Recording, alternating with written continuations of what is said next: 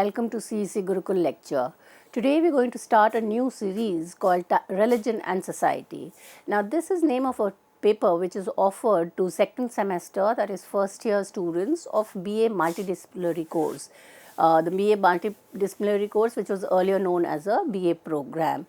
So today we are going to do the first reading in the prescribed syllabus for Religion and Society, and the first topic in the syllabus is understanding religion as a subject of sociology, and this lecture is based on the reading by Andre Bethe on understanding religion as a subject of sociology. So let us try to understand how Bethe in the article Religion as a Subject for Sociology understands what sociology mean by studying religion, or how religion as a subject for sociology is different from how a theologist or a historian or an anthropologist would study. So, Andre Bethe in the essay Religion as a Subject for Sociology sets up a methodological discussion about how sociologists should approach religion, contrasting ideals of detachment and value neutrality with ideals of commitment and partisanship. Bethe's aim was not to summarize substantive finding in the sociology of religion, but to reflect on approach and method in this field. So this is very important. We are going to understand what is the sociological approach to understanding religion, how religion as a subject for sociology is studied, or what methods are used to study the various aspects of religious life. Bethe argues that debate over objectivity, value neutrality, and engagement in the study of religion illuminates similar methodological issues in the study of class, gender, nation, and politics. That implies that the study of religion is just like studying any other social reality, whether we are studying economic aspect or the issue of polity and state, or we understand how different dimensions of religion affects the way we relate ourselves to the social reality and how social reality impacts religious practices. So, religion therefore becomes a sociological subject. Bethe notes that sociological status of religion is contested. Some historical materialists see it as marginal or only worth studying where it affects politics, that is, you study communalism, while others regard it as too sacred or important to be subjected to sociological scrutiny, especially under strong religious authority. Bethe insists that sociology does not study religion in itself, as theology might, but examines religious beliefs, practices, and institutions in relation to other social institutions and conditions. So that basically implies study religion in itself, that we are just not looking into the say the components or the belief system of a religion or its proponents or its leaders.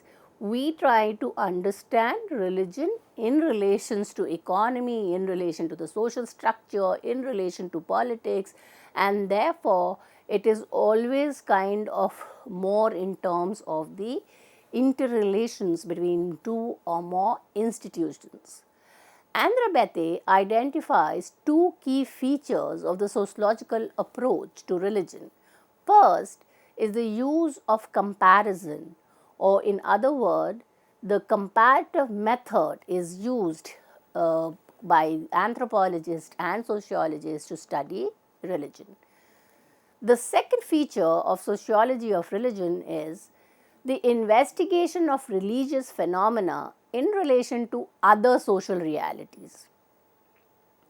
He argues that sociologists ought to strive for even-handedness and value neutrality, treating different religions without privileging anyone and refusing both to dismiss religion as mere false consciousness and to endorse religious worldviews. Opposed to this stand are approaches that call for moral or political commitment, arguing that neutrality is either impossible or undesirable. So, when we look into the multiple ways in which it is studied, we realize that there are diversity in the study of sociology of religion. Now, what does this have implications for wider sociology? For Bethe, the problem of how to study religion, that is, balancing understanding with critical distance, illustrates broader tensions in sociology between facts and value.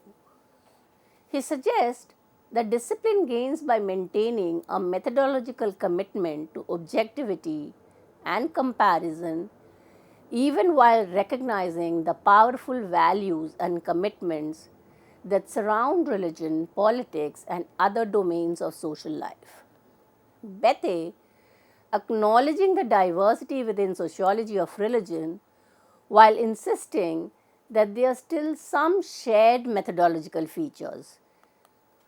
So, at one time he realizes that there are diverse methods. So, you have a materialist approach to sociology of religion by Marx, you have a functionalist approach, or you have an interpretative understanding of religion.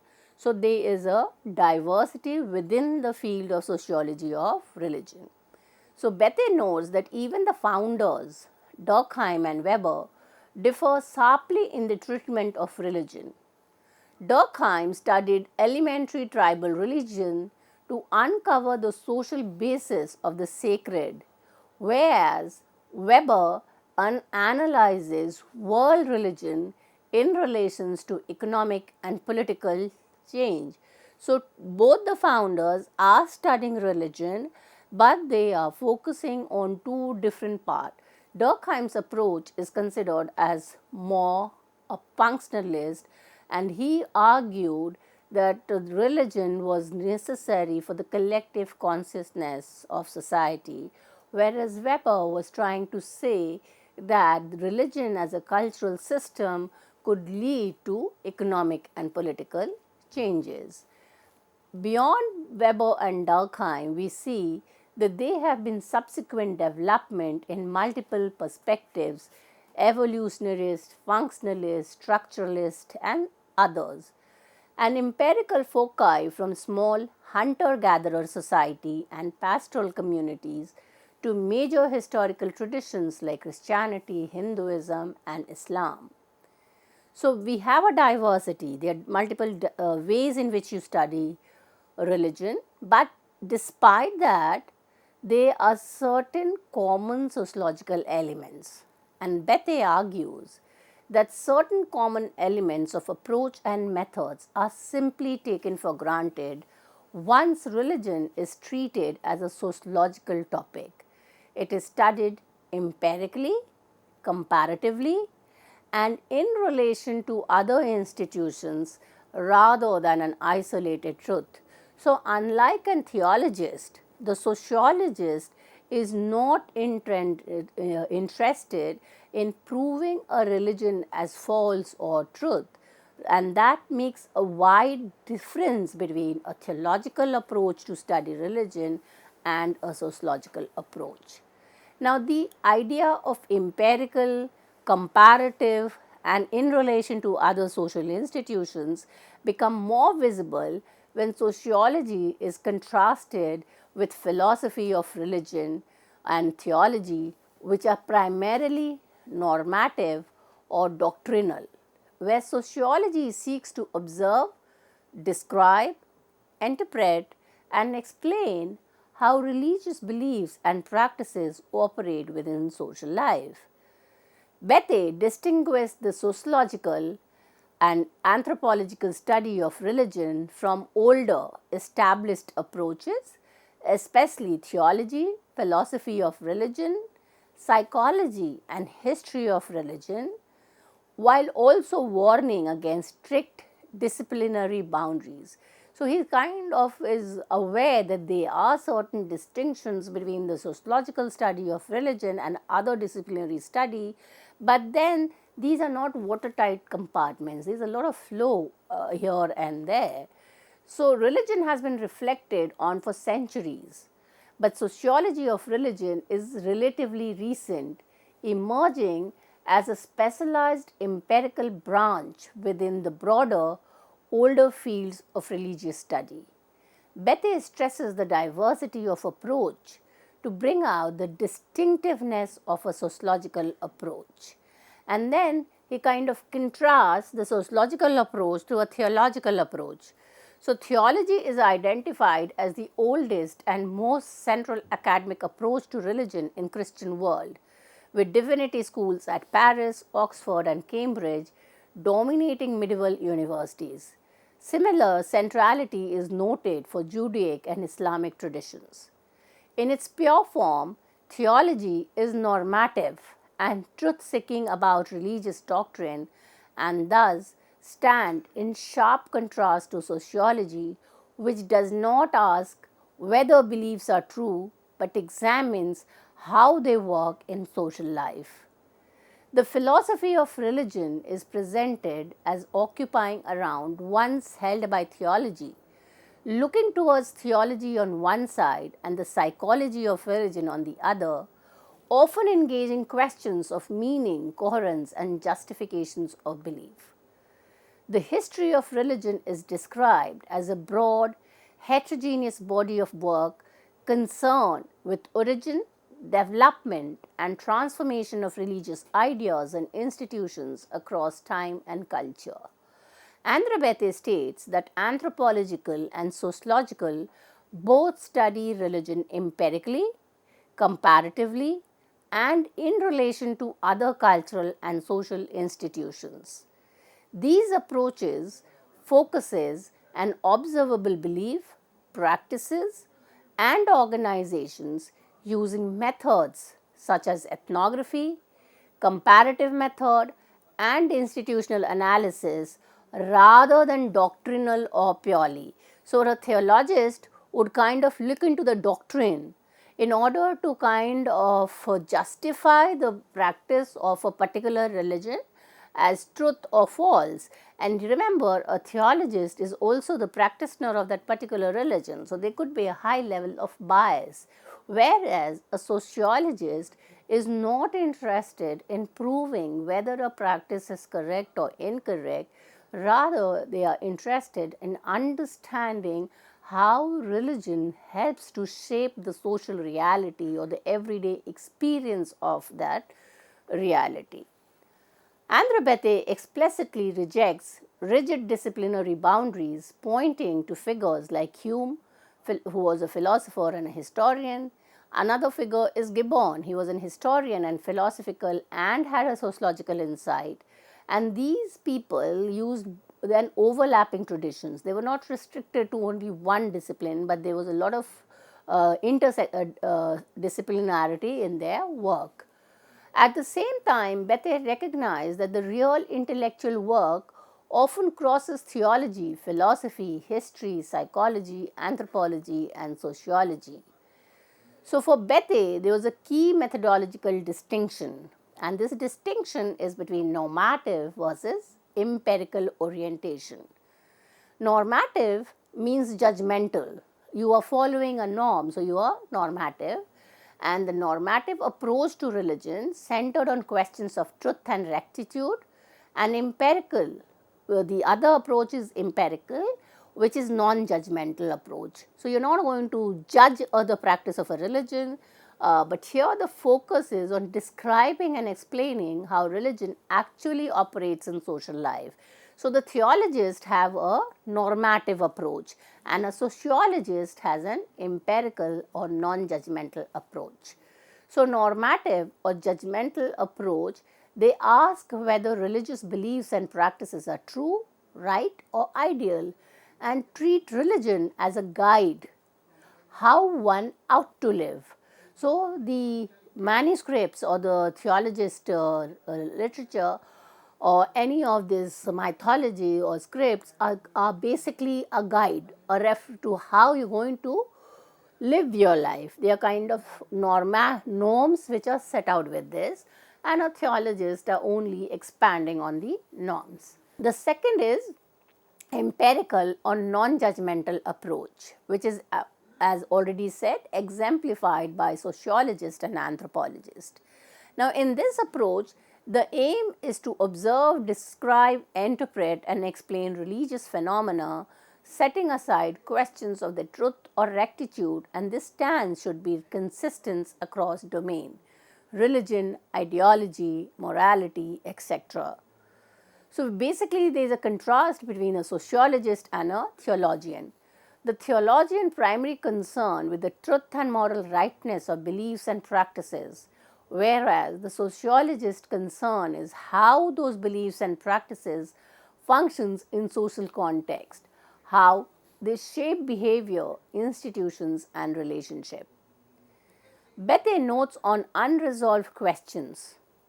To what extent must a sociologist engage with claims about truth and rectitude in order to describe and analyze religious adequately, a question that also arises for other belief systems like political ideology? The distinction appears most clearly when contrasting theology and sociology, and historically, the sociological approach came into its own as the hold of theological study governed by faith, and this the whole idea of the decline of the religious belief and the move towards more rational and secular belief system. For this reason, Bethe suggested that the sociology of religion can be seen as offspring of religious skepticism and agnosticism. When there was a lot of questioning of religion, there were a lot of questioning of the functionality of religion, is where there was a need to understand the way in which it was impacting social relation, and this is where the birth of sociology of religion took place. Bethe identified two distinctive features of the sociological and anthropological approach to religion. The first is the centrality of comparative method, an analysis of religious belief practices and institutions in relation to other aspects of society and culture. The sociological study of religion is intrinsically comparative. It gains meaning by setting one religious form, group, or context against another rather than treating any single case as self sufficient. So, in the second feature, which is the comparative method, here there is a use of case studies and generalization. So, following Durkheim's dictum that comparative sociology is not a special branch of sociology, it is sociology itself. And Radcliffe Brown's description of social anthropology as comparative sociology, Bethe underlines the detailed case studies. All of these founding fathers or anthropologists and sociology were engaged in doing a lot of case studies. So, each of them had kind of gone to a primitive society and did a research there. Built on the case studies, they generalized. So, Durkheim studied the Australian Aborigine, Radcliffe Brown studied the Andaman Islanders. So, based on the specific case studies, they were able to build a theory. And these case studies are theoretically significant only when placed within a comparative perspective. Durkheim and Radcliffe Brown hoped the systematic comparison of such cases would help formulate general proposition or laws about social institutions, including religion, even though this ambition was only partially realized. So, when we kind of look into the second feature of sociology of religion or sociological approach, which is the comparative method, then the understanding is that we can understand religion only when we kind of see in relation to other society, or we see religion in relation to other social institutions and cultural pattern. We cannot study religion by itself, and therefore the significance of comparative method. We compare religion to family, to economy, to political, or we compare simple religion as practiced in a simple society to religion practiced in a complex society, or we study religion, religious practices in Islam versus religious practices in Hinduism, and that is way how we could kind of bring about distinct sociological approach. So, the study of religion in relation to society and culture focuses, brings about approaches that treat religion as self contained doctrine or inner experience. Instead, religion is analyzed as interwoven with social structure, power, morality, and everyday practices within specific societies. So, when we look into the way comparative method was used, he was trying to talk about the fair mindedness of the discipline. And Bethe defends the comparative method as a discipline forming value discipline tool, even though it has failed to yield universal laws and has often been distorted by evolutionism and ethnocentrism, especially in the study of religion. The vast accumulation of systematic data on religion has not produced the kind of general laws that Durkheim and Ratley Brown hoped for. But comparison still has great value because it disciplines the investigator. The comparative method obliges the sociologist to give equal consideration to all societies and religion, refusing any privileged exception. So, again, this is a crucial distinctiveness of a sociological approach, that when we use a comparative method, we are not kind of giving more weightage to one society or cultural practice over the other. All are on the same parameters and are subject to same kind of methodology for the study. Bethe distinguished between the aspiration of the comparative method, that is impartial law seeking comparison, and its actual achievement, noting that biases expelled by the front door often re enter by the back door. For Durkheim's generation, comparison was closely tied to evolutionism, ranking some religion as more evolved than others, while Weber arranged religious along a scale of rationalization, with primitive magic at one end and Protestant Christianity on the other end. And even if evolutionist schemes have declined, ethnocentric bias has not disappeared. At the opposite end from sociology stands theology, which in its classic form singles out one religion, Christians, Judaic Islam, for special normative attention rather than placing all religion on the same plane.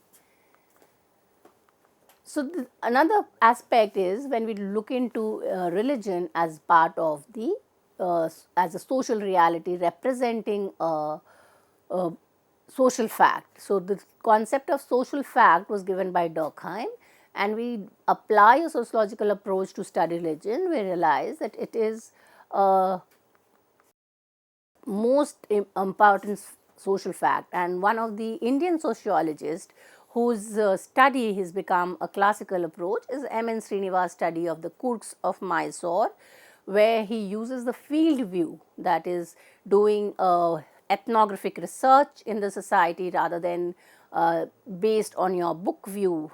Earlier approaches were book view because they were reading mythological text and understanding religion. Here is a sociologist who goes to the field, studies the religious practices, and connects the religion with the social structure of the. So, basically, when we look into the approach of sociologist and anthropologist in the study of sociology of religion, we see that Ratley Brown calls social anthropologists as behavioralist in seeking to observe how people act as member of social group, treating rituals as patterned behavior that maintains social structure.